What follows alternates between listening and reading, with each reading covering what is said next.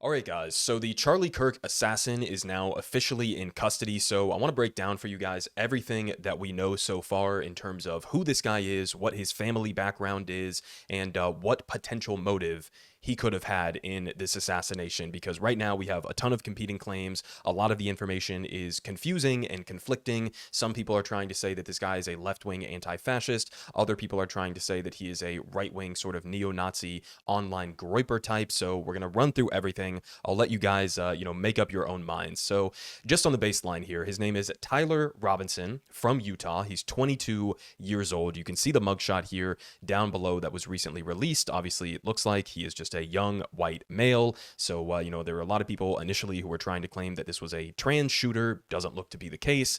We also have information on his parents' background. So Tyler Robinson himself was registered politically as a nonpartisan. His parents were both registered as Republicans. I've seen other reports that he apparently donated to Donald Trump, although I haven't seen this fully confirmed, so I don't want to present that as if it's factually confirmed information to you guys. But we also have more here. His father was a retired sheriff, apparently working for a couple of decades in the sheriff's office. He grew up in a Mormon household, apparently, from a somewhat wealthy, at least middle class sort of family. He's obviously white. He was raised around guns and shooting, and also wore this Trump costume for Halloween one year. Again, a lot of this information, keep in mind, is ambiguous to say the least. Like, okay, he wore a Trump costume. Is this a pro-Trump costume? Is this an anti-Trump costume? Is this a neutral, sort of just like a goofy Trump costume? Who the fuck knows, right? So let's try not to make any sort of firm conclusions as we go through all of this. Now, we also have this interesting point here that from what we know, this guy was an incredible student, like straight A kind of student, and yet he went to Utah State University on, I believe, a scholarship and then dropped out after one semester. This person here makes the point that maybe this could indicate some sort of mental health problems or something else. Again, this is not confirmed. We don't know that to be the case, but it is interesting that, he was at this university with impeccable grades on a scholarship and then dropped out after one semester. Now, we get to this. Okay, so this is what is sort of the crux of what everybody is talking about on the potential motive or the potential political leanings of Tyler Robinson. So here we have the Utah governor, Spencer Cox, talking about what was written on the bullet casings of both the bullets that were fired and unfired that they apparently recovered from the gun that they found. So let's go ahead and listen to this, and then we'll break it down one by one. Freeze on the edge of the UVU campus. Investigators discovered a bolt-action rifle wrapped in a dark-colored towel. The rifle was determined to be a Mauser Model 98 30-06 caliber bolt-action rifle. The rifle had a scope mounted on top of it. Investigators noted inscriptions that had been engraved on casings found with the rifle. Inscriptions on a fired casing read, "Notices, bulges, capital OWO, what's this?" ? Inscriptions on the three unfired casings read, "Hey fascist!" ! Catch! Up arrow symbol, right arrow and symbol, and three down arrow symbols. A second unfired casing read, "Oh Bella Chow, Bella Chow, Bella Chow, Chow Chow." And a third unfired casing read, "If you read this, you are gay, LMAO." Okay, so let's just break this down one by one here. That was a lot, right? So you have the Awu sort of first casing that looks to be the one that reportedly is the one that ended up killing Charlie Kirk. This was the one that was fired, the one that said, "Notices, bulges, Awu, what's this?" So we're going to, again, break this down one by one and sort of try to take it at least somewhat seriously. But this is centered on sort of a meme making fun of online furry culture. Okay, so stay with me here. This is from Know Your Meme. They say, "What is the notices bulge? Ooh, what's this meme phrase inscribed on the casing of the bullet fired at Charlie Kirk?" Explained. So this is what we got. The meme is meant to make fun of furry role-playing, including the language and typing quirks stereotypically attributed to role players and furries. Notably, the meme used the symbol uwu, which is an emoticon commonly used by furries to portray a cutesy, surprised face, similar, again, to uwu. I don't even know if I'm pronouncing this is supposed to be pronounced different than this. I don't know, okay? Stay with me here. It is also used outside the furry community on the internet, often ironically, which is kind of what it seems like was the situation here. I don't think, although I don't know, that Tyler Robinson himself participated in like online furry role playing. I think he was using this ironically to make fun of this, his version of whatever online furry role playing is, as you can see from this kind of a meme here, right? So I think it's pretty clear what he was indicating with this, not politically, but what sort of meme he was getting at there. Keep in mind, this guy was, if we know anything, terminally online. Okay, and we don't know what sort of online niche subcultures that he may have been a part of, but it's very clear that this guy was obsessively online just based on what was written on these bullet casings. Now, we move on to the second one here. Now, this is one of the ones that is the, so-called the anti-fascist one that the right is latching on to say, look, this guy's definitely a leftist. He's an anti-fascist. He wrote, "Hey, fascist, catch," and then the arrows, right? So what does this actually talk about? Well, it's a reference to the game Helldivers. So as you can see here, if we click on this, apparently the input in order to call in this Eagle 500 kg bomb is up arrow, right arrow, and then down arrow, down arrow, down arrow. And apparently this is one of the, catchphrases or whatever that is used as a part of the Helldivers game, is something like, "Hey, fascist, catch," and then obviously followed by those arrows. So again, this is another thing where it's like, is this him indicating that he is actually an anti-fascist and that's why he killed Charlie Kirk? Or is this just him being a terminally online person making a reference to a video game? I don't know, but it's important to understand sort of the context in which we're getting this kind of a reference, right? So that was the second one. The third one, the Bella Ciao, Bella Ciao, Bella Ciao. Here from Mike from PA, he says, "I've seen some millennials saying that Bella Ciao being used on the casing means that the 22-year-old shooter was a leftist, obviously because Bella Ciao is like an old anti-fascist Italian song, right?" And he points out here that there are plenty of instances of online groypers and far-right people also using this kind of a song. He says, "Here's a remix of Bella Ciao on the Groyper War America First playlist." He says Groyper War refers to the targeting of Charlie Kirk. So again, you have the song Bella Ciao. It's an anti-fascist song. Again, does that mean that this guy was confirming that he was actually anti-fascist, or does this mean, some sort of a, an indication of some niche online subculture that he was a part of? I don't know. I'm not making any firm conclusions here. Again, a lot of this is conflicting and confusing. So this is what was on the bullet casings. Of course, the final one was just sort of like a troll of, if you're reading this, you're gay. I don't really think there's anything further to read into that other than what it was at surface level. But this is what was on the bullet casings, and this is what I think is going to be, again, the crux of what many people are arguing about in terms of trying to figure out what this guy's political ideological framework was and what the motive was for killing Charlie Kirk. Now, I look at all of this and I'm like, you could interpret this in any way that you wanted, right? You could interpret this as, okay, straightforward. This guy was just a left-wing,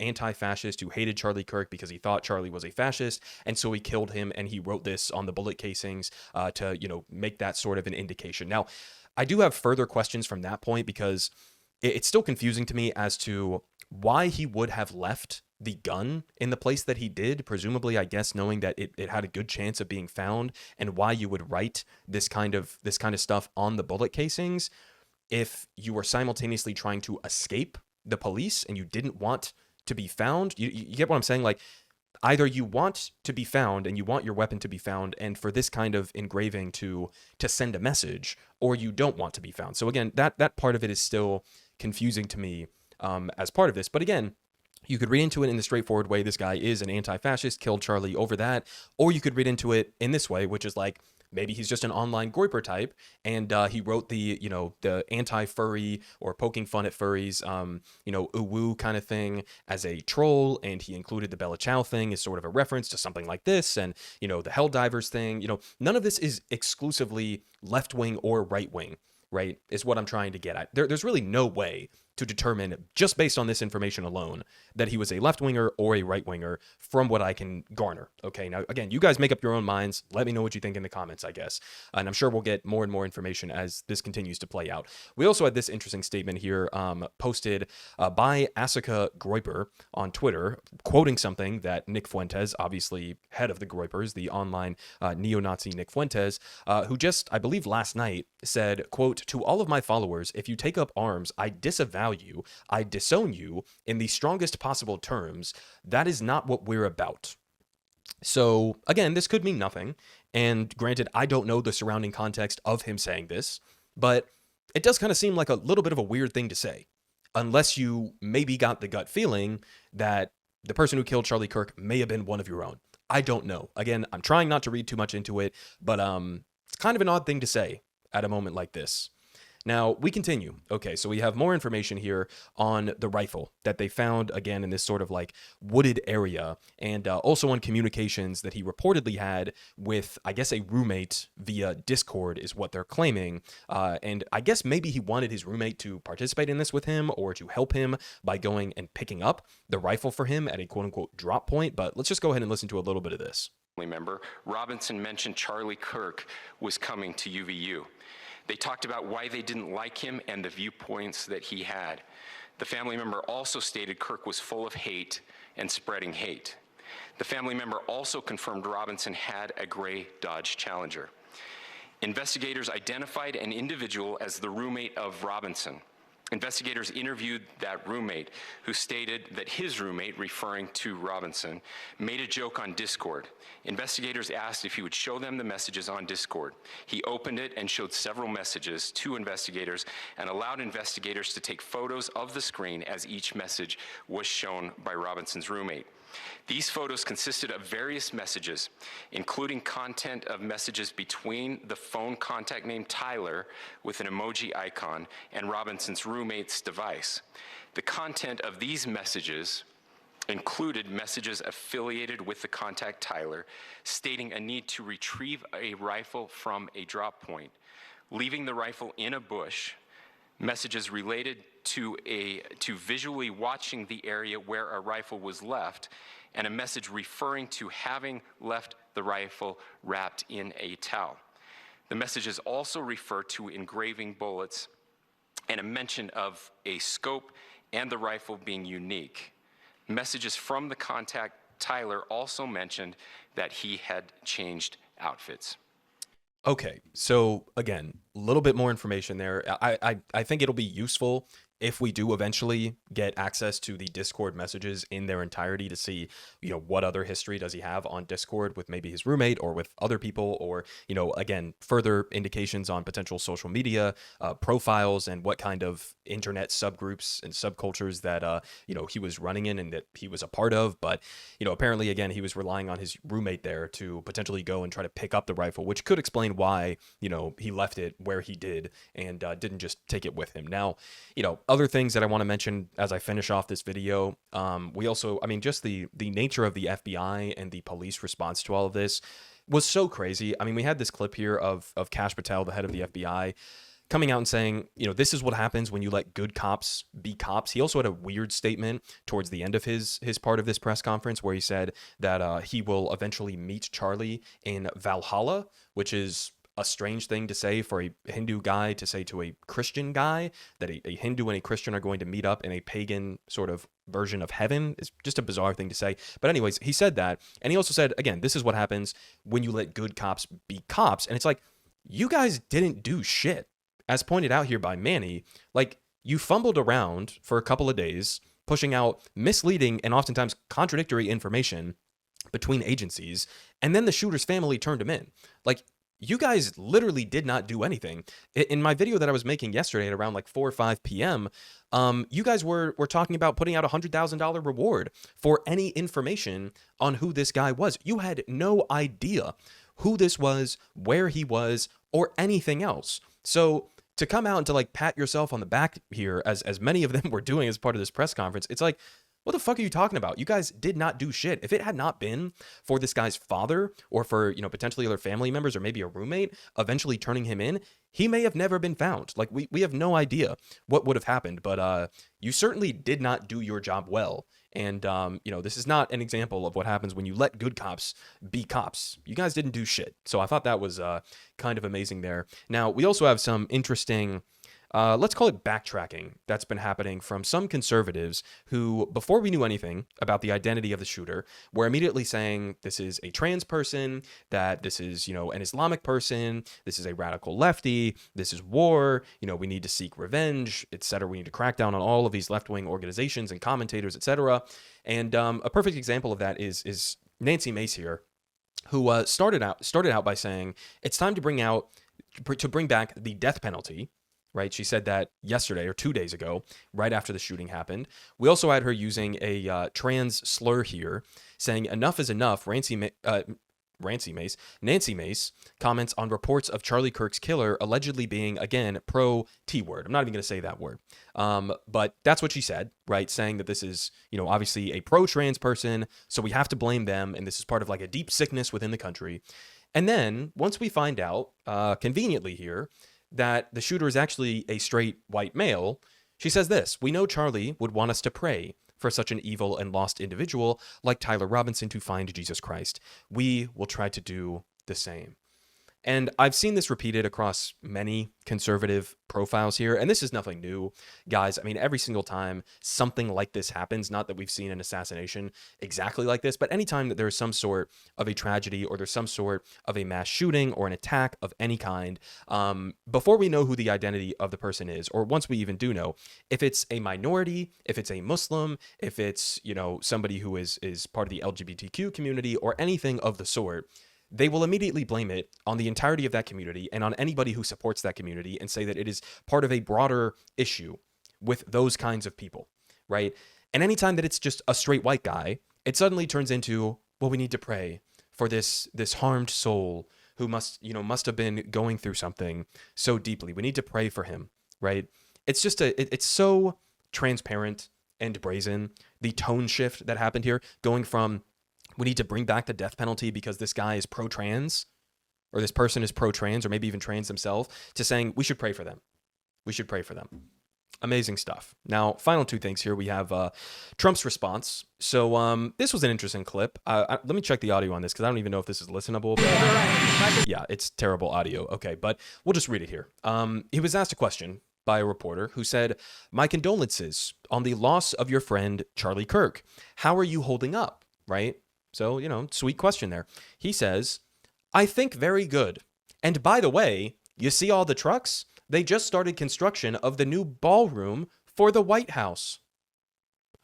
Bro, okay, I'm not a fan of Charlie Kirk. I was never a fan of Charlie Kirk. But this is a guy who you could give a significant amount of credit for helping to get Donald Trump back into the White House. Okay, for helping to turn a significant portion of Gen Z to Donald Trump, right? He was a loyalist pretty much through and through. Whatever Donald Trump believed in, whatever Donald Trump said, Charlie Kirk was a foot soldier for him, right? And this guy just got shot in the neck, murdered on live TV, basically helping to do your bidding, going on college campuses, convincing people to be Republicans. And you're asked about his death, how are you holding up? And you say, I'm very good.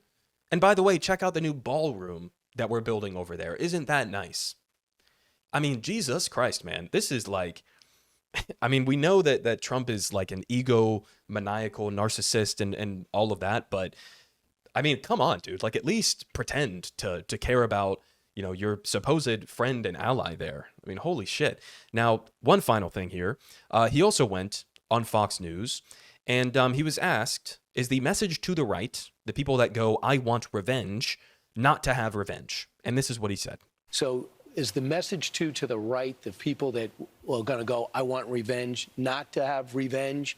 Charlie Kirk would not want revenge. You want revenge at the voter That's box. where to go. But unfortunately, we don't have so many ballot boxes because they have mail-in voting, which is totally rigged. Okay. There are a lot of problems. I like ballot boxes where they do mail-in voting all over the place, which is rigged. Anytime. So he is given the layup of all layup questions here, right? People are calling for revenge, right? People are angry, they're frustrated. We don't want to see this expand into further violence. So can you just let people know, like, look, this is not the time for revenge. Let's let cooler heads prevail. This is not the direction we want the country to go into, et cetera, et cetera. The easiest of easy questions that you could possibly get, right?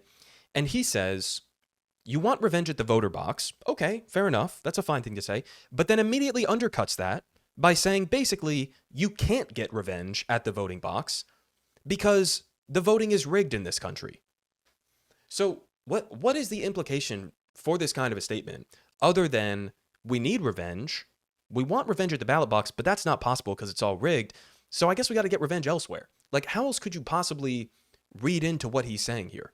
I mean, just incredibly dangerous shit. So that's the last thing that I have for right now. Again, I'm sure that more information is going to come out probably in the coming hours, maybe in the coming days. Who knows? The one thing that's different about this situation than previous mass shooters where it's kind of unclear as to what their political leanings are is that this guy didn't off himself, right? Or he wasn't killed by police when the shooting happened. He's still alive and he's now in custody. So we're in all likelihood probably going to be able to hear directly from Tyler Robinson and get more information from his family, from his friends, to be able to clarify exactly, who he was, what he believed in, why he potentially did this, etc. And again, final caution, do not make firm conclusions right now. I gave you the information that I have at my disposal. A lot of this is unclear. A lot of this is ambiguous. He could be left-wing. He could be an online groiper. He could be neutral. He could be a chaos agent, who was in some weird niche online subculture and did it for entirely different reasons. So hold off on making firm conclusions, and I'll keep you guys as updated as I possibly can. Politic guy has the best politic. Believe me, no one does it like him.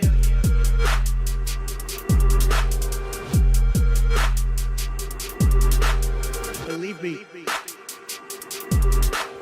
everyone is saying